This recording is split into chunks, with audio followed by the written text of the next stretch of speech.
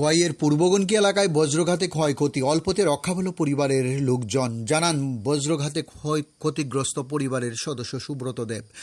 ঘটনার বিবরণে জানা যায়, গতকাল রাত অনুমানিক 10টার সময় প্রচণ্ড ঝড় বৃষ্টি পড়ার সাথে সাথে বজ্রঘাত শুরু হয়। সেই সময় খোয়াইয়ের পূর্বগণকির সৃষ্টির মাঠ সংলগ্ন এলাকার সুব্রত দেবের বাড়িতে হঠাৎ করে বিকট শব্দে কম্পিত হয়ে ওঠে দেব পরিবারের জনগণ।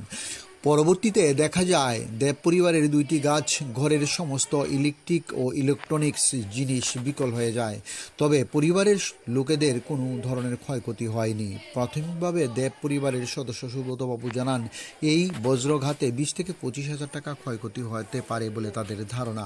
এই বজ্রপাতে তার পরিবারের লোকজন সহ এবং সে নিজে প্রচণ্ড ভয় পেয়ে যান বলে আমাদেরকে জানান। ডিওর রিপোর্ট, খোয়াই টাইমস বাংলা। গতকাল রাত প্রায় 10টা নাগাদ প্রচণ্ড বৃষ্টি সঙ্গে বজ্রপাত।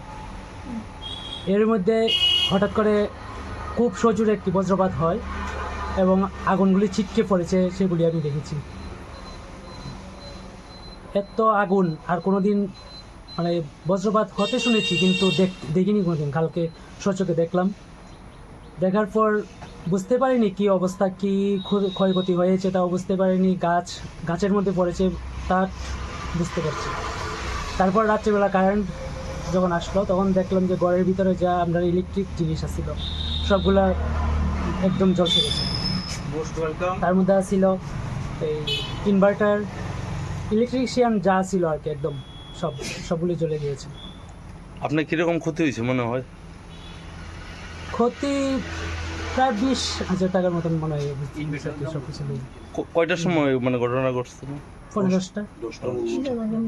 আপনার বাসা কোনো নেই? খোয়াই পূর্বগণকি। আপনার নাম? সুব্রত দেব।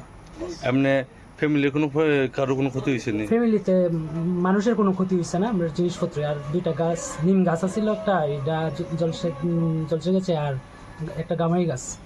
ঠিক আছে, ধন্যবাদ।